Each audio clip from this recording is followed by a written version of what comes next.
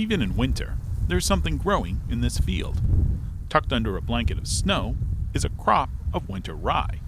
It's what's called a cover crop, and it's one of the best tools and best practices to curb agricultural runoff and improve water quality.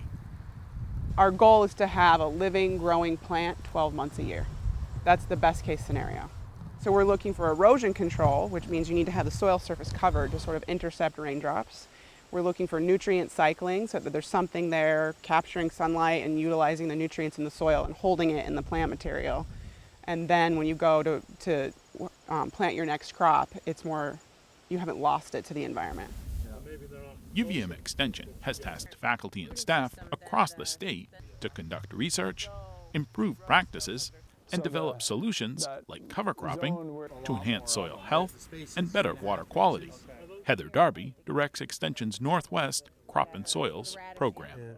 When I started in Extension in 2003, I can bring you to the one field in the county that was cover cropped. And I remember talking to that farmer saying, why are you doing this? I want to do this. I learned about this in college, you know. I want everybody to do this, but nobody's doing it. And why are you doing it? And now, you know, there's thousands of acres in cover cropping. And that's really just changed over the last probably 2 to 3 years. And that's really exciting because now when you drive through Vermont in the fall, you don't see a lot of brown fields where the corn's been removed. You see green, and they're not weeds growing. You know, they're a soil protector, you know, a crop really, just a different kind. The best corn we had on the whole farm was across the road. Tony Pouliot is a dairy farmer in Westford. There's 2 major benefits to the cover crop. One is a stabilization of our soils. Don't lose what you got. And then on top of it, these plants are taking up nutrients that are in the soil. So next spring comes around, there's less volatilization, there's less precipitation. The nutrients are staying in the soil. They're staying in the plant. So next year, this stuff, when we till it in, is actually a natural fertilizer. You get somebody like Heather and her staff, 2 days we had it all figured out and it was spread. Without people like her that's had experience with this stuff, it's a shot in the dark. This utterly could have failed without somebody there saying, no, we've tried that. Don't use this, try this instead. So you need somebody to shine a light in the direction you need to head, and then you need to go find the light switch and turn it on.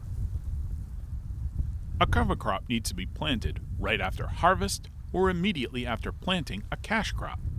This timing makes for a tight window for farmers to manage. To keep these windows open longer, UVM Extension is using a piece of equipment that stands out in any field at any time. They call it a high boy.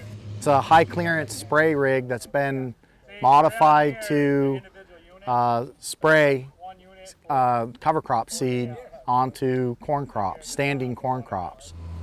It's about 6'3" to 6'4" under the belly, and then the booms run about 9 feet in the air. It just drives over the corn. The corn just bends down and then stands back up.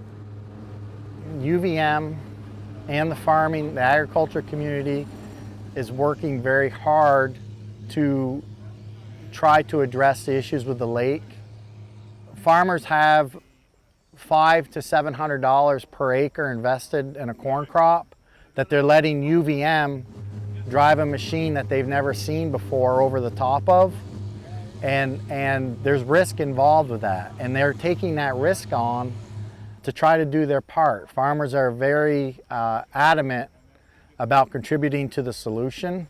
And the farmer letting us do this on a lot of acres to try to figure out what works best is a testament to their willingness to participate in the solution with the lake. Cover cropping doesn't always require such a high-tech approach. Kirsten Workman is investigating interseeding a cover crop by hand in a stand of soybeans. This test plot is at the Nichols farm in Charlotte. All the farmers that I've worked with are interested in being part of the solution, not part of the problem. I don't think any farmer wants to be part of the problem in Lake Champlain. So what we're trying to do is identify practices that make sense for water quality and soil health, but don't mortgage the farmer's productivity or bottom line. So as we measure these things, we're not just looking at how well the cover crop performs, we're also looking at how does it impact the cropping practices and yield that the farmer is trying to accomplish, and what does it cost. Because of Vermont's topography and geology, Lake Champlain and the Champlain watershed have become the epicenter for concerns over water quality. Mark this edge.